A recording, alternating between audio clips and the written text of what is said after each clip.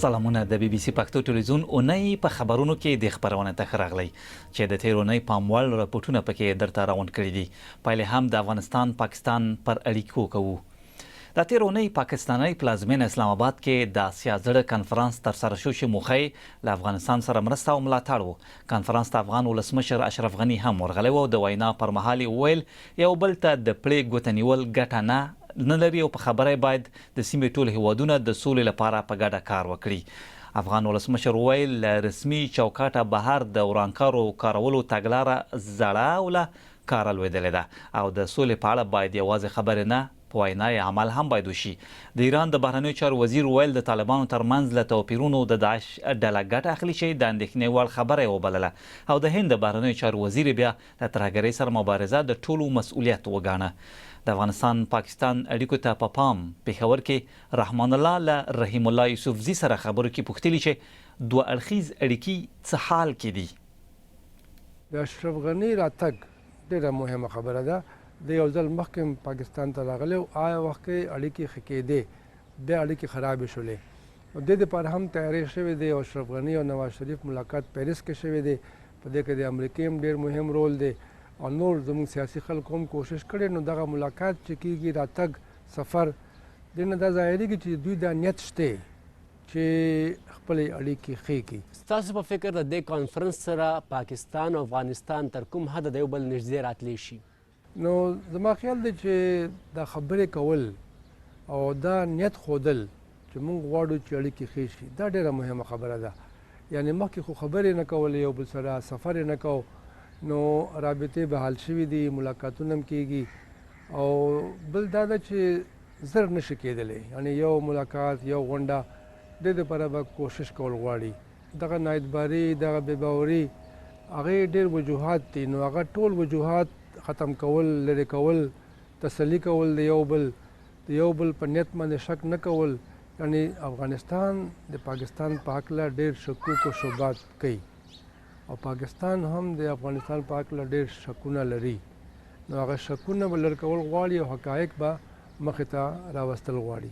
خو اوس دغه نوی چې کوم خطر دی دې باندې ټول اتفاق دی. د القاعدې خلاف هم اتفاق رای وه چې د هغې خلاف به جنګ کول غواړي او داعش خلاف هم اتفاق رای شته. طالبانو په هکله اتفاق رای نشته. دا هر چا خپل نظر دی چې د هغې سره جنګ کو که نه خبرې کو او اوس ټول دا غواړي چې طالبانو سره خبرې وکړي. خو داعش په هکله هر یو هیواد تقریبا هغه دا غواړي چې د هغې خلاف جنګ وشي. نو په دې باندې اتفاق رای کېدی شي. د افغانستان په امن او اقتصادي پرمختګ کې د آسیا زړه هیوادونو د کانفرنس غړي څه رول لوبولی شي؟ افغانستان چې دی نو د هغې سمندر نشته. هغې ته لار پکار ده. دا پاکستان دی ایران دی روس دی نور هیوادونه یو خو هغه لار ده هغې کې مشکلات چې کوم دي نو هغه لر کول غواړي. بل دا ده چې یعنې کم پیسې راځي افغانستان ته کم چې لوظ شوی دی مخکې کانفرنسونو کې ټوکیو کانفرنس کې یا بل ځای کې هغه پیسې ورکول دي. څه هیوادونو هغه پیسې پوره نه دي ورکړي او بل بیا د هغې پیسو صحیح مصرف دا شکایت اکثر هیوادونه کوي. هغې به هم دا غواړي چې افغانستان حکومت ادارې هغې هم خپل کار صحیح توګه باندې وکړي. رحیم الله یوسفزی و اسلام آباد کې د آسیا زړه کنفرانس او د ولسمشر اشرف غني سره سفر سره هممهال د افغانستان د څارګرې ادارې ملي امنیت مشر رحمت الله نبیل له خپلې دندې استعفا وکړه. د خپلې دندې پرېښودو سره په تړاو یو ویناپاڼه کې ویلي و چې د حکومت له ځینو تګلارو سره جوړ نه و او د کار ساحه پرې تنګه شوې وه. اوس هم د سوریې جګړې پای ته رسولو سیاسي هلې ځلې. د تېر اونۍ د سوریې مخالفو ډلو له 100 ډېر استازي د سعودي پلازمینه ریاض کې خبرو لپاره راغونډ شوي وو. د دې غونډې پای کې پر بنسټیزو چارو سلا شوي چې له حکومت سره به خبرو ته لار پرانیزي. د پای اعلامیې د یو نوي ګڼګوندیز حکومت د جوړولو غږ کړی چې د سوریې ټولو برخو استازیتوب کوي. اعلامیې ټینګار کړی چې ولسمشر اسد او نږدې کسان یې د لیږد پړاو کې هیڅ برخه نشي اخیستی. بل پلو د تېره اونۍ د سوریې حمص کې د ملګرو ملتونو په منځګړیتوب حکومت مخالف وسلوال له یوې کلابندې سیمې وتلي او بیرته د ولسمشر اسد حکومت تر ولکې لاندې راغلی ده. بي بي سي هم دې سیمې ته ورغلې وه. د سوریې حمص ښار یو مهال د پاڅون مرکز بلل کېده او په 2011 کال کې د ولسمشر بشار الاسد پر ضد لومړي لاریونونه هم له دې ځایه پیل شوي وو. خو اوس کیسه بدله ده. له پرله پسې 2 کلونو خبرو اترو وروسته د ملګرو ملتونو په ملاتړ اوس په دغه ښار کې پر اوربند سلا شوی. دا په دې معنا ده چې هومس ښار به اوس د سوریې حکومت تر ولکې لاندې وي. د تړون له مخې سلګونه یاغیان به چې پکې د القاعدې سره تړلي کسان هم شامل دي دغه ښار پرېږدي او تر امنیتي څار لاندې به شمالي ښار ادلیب ته ورځي چې لا هم د یاغیانو په ولکه کې دی. حکومت وایي د مخالفو وسلوالو هغه 15 کسه یې هم خوشي کړي چې په هومس کې بندیان وو. په ورته وخت کې مرستندویه ډلې توانېدلې چې ګاونډۍ الوایر سیمې ته تیر 1 کال کې په لومړي ځل اړینې مرستې ورسوي. د سیمې اوسیدونکي وایي دغه وروستي تړون یو څه هیلهمن کړي. مونږ هیلهمن یو، له خوندیتوب پرته به نور څه وغواړو، له امنیته هم نور څه مهم شته. هیله لرو چې دغه تړون به عملي سي ځکه د سیمې ترنګلي حالت نور ستړي کړي یو. 3 کاله کېږي په دا ډول بندیز کې ژوند کوو. هوا سړه ده، خواړه نشته. راته وګوره څه ډول ژوند کوو. موږ دا ډول نه یو رالوي سوي. خو ډیر نور بیا دا تړون د ولسمشر اسد یوه بریا ګڼي. ګڼو ګوتنیونکو پرې نیوکه کړې او دا یې د اسد حکومت له لوري د فشار پایله بللې. خو حکومت چې په نورو سیمو کې هم ورته تړونونه کړي دا غوره لار ګڼي چې هم یې غوښتنه ومنل شي او هم جګړه ختمه شي.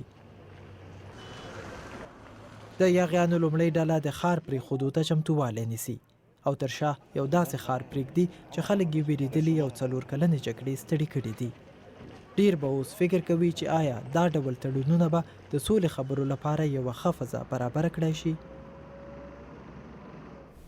که په هومس کې جوړجاړی شوی خو د سوریې وګړو ناخوالې او د زړه بوږنونکو خبرونو کیسې لا نورې هم روانې دي. یوه مور له 7 خپلو ماشومانو سره د اناتولیا او یونان ترمنځ ایجې سمندرګي کې اروپا ته پر لار ډوبه شوې. د هغه سیمه ده چې تل ترې د کډوالو د ډوبېدو خبرونه راځي او څه موده مخکې پکې 6 افغانان هم ډوب شوي وو. د دې سورۍ کورنۍ یوازینی ژوندی غړی پلار دی.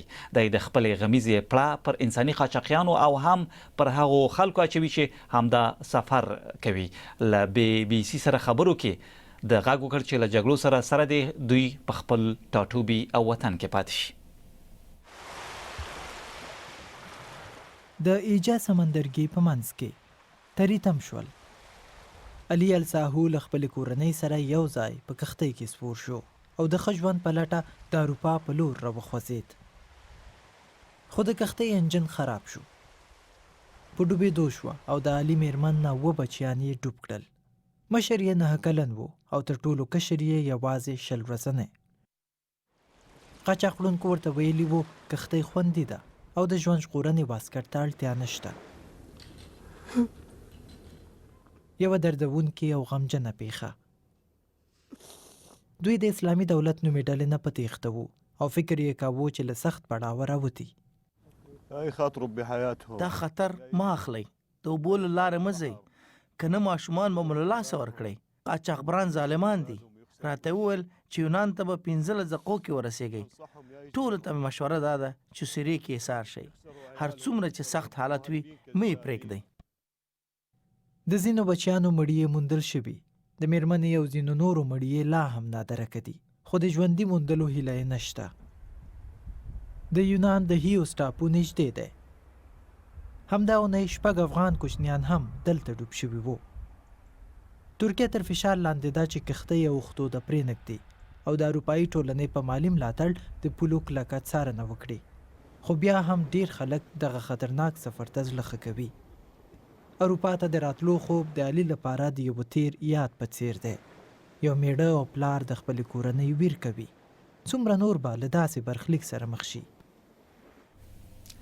د سوریې یو ویرجن پلار خبرې موردی چې له جګړې سره سره خلکو ته خپلو سیمو کې د پاتې کېدو سپارښتنه کوله، خو کډوال ولې د سر په بیه له یوې وچې بلې ته وړي. کریم حیدري د انګلستان شمال ته د ځینو کډوالو لیدو ته ورغلی و او دا رپورټ یې پرې چمتو کړی دی.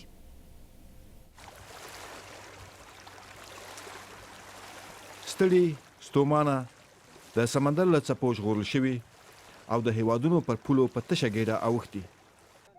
د کډوالو مزل په خپله ناورین دی، خو اروپایي ټولنه یې سرخوږی بولي. لویدي سیاستوال د کډوالو شمېر ته ګوري.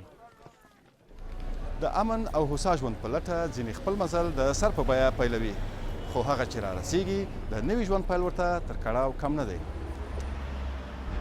د نویو کډوالو لیدو ته د انګلستان شمالي ښار برټفورد ته ولاړم. د بشري ټولنې په یو دفتر کې له سوریې راغلي مروت سره مې وکتل. د مروت د سترګو لیدلی حال هیښوونکی و. د شپې په 3 بجو مو مزل پیل کړ. په پښو اوبو ته دننه سو، تر هغې چې اوبه مو تر ستوني ورسېدې. بیا کښتۍ ته ورپورته سو. ډېر څه مې ولیدل. یوې ښځې په کښتۍ کې خپل ماشوم ضایع کړ. د ماشوم مړی خلکو اوبو ته وغورځاوه. یوه 15 میاشتنۍ نجلۍ په کښتۍ کې تر پښو لاندې سوه. بشار هم له سوریې راغلی او اوس په دې دفتر کې له نورو کډوالو سره مرسته کوي. نوموړی پخوا په لبنان کې د کډوالو په پنغالي کې اوسېده او ملګرو ملتونو انګلستان ته راوست. کله چې څه باندې 1 میلیون کډوال له عراق سوریې ته راغلل، خلکو به ویل چې کډوالو زموږ ژوند خراب کړ. هر څه ګران سول. پېژم چې څومره لویه تېروتنه مو وکړه. خلک له مجبوري خپل وطن پرېږدي. د کډوالو ناورین ته د پای ټکی نږدې نه ښکاري. ښایي د دې وخت را رسېدلی وي چې په بېوزلو هیوادونو کې د جګړې او لوږې لمن ورټوله او د ژوند درناوی وشي. د سوریې د وګړیو ناخواله د فرانسې پلازمینه پاریس کې د اقلیمي بدلون په اړه نړیوال کنفرانس چې په تل شوی پرون ونغښتل شي نن پای ته رسیدونکی دی. د پاریس د خبرو تړون به په 2020 کال کې پلی کیږي. تر ډیره پر هیوادونو ټینګار د زرغونې ټکنالوژۍ کارول او د کاربن 2 اکسایدو غازو وتلو کابو کول دي. خو افغانستان کې چاپیریال ته څومره پام کیږي؟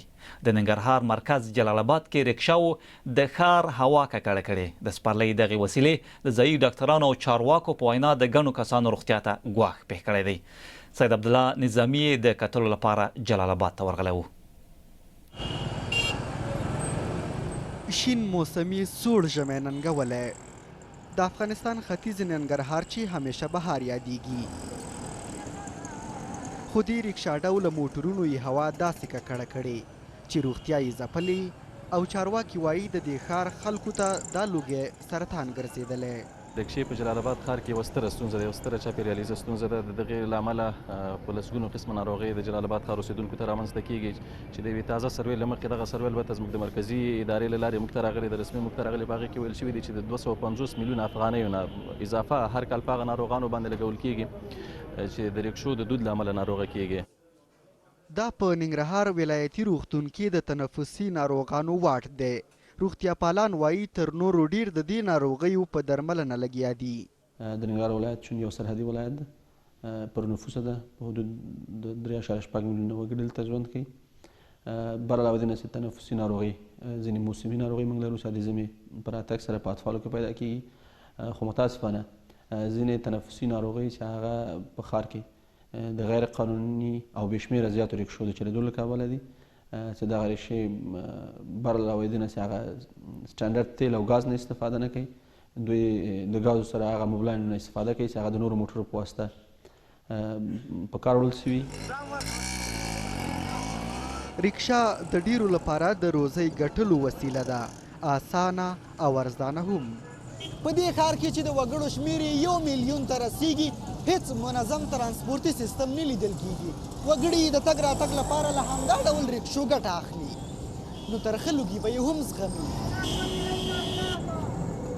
د دې ښار بڼه د ودانیو له اړخه ډېر ژر اوښتې، خو وخت به وغواړي چې د 15,000 رکشا موټرونو ماشینونه دې ودرېږي او دا اسمان دې بې لوګۍ وشي، څه چې خلکو جوړ کړی او خلک یې ناجوړه کړي. سید عبدالله نظامي، BBC جلال آباد. اونۍ په خبرونو کې د ځانګړو ریپورټونو دا ګڼه مو همدومره وه، خو دا او زموږ نورې خپرونې د 4 ساعتونو لپاره زموږ پر ویبپاڼه هم کتلی شئ، ورتلی شئ BBC پښتو ټکی کام. هلته زموږ د دې او نورې خپرونې کتلی شئ.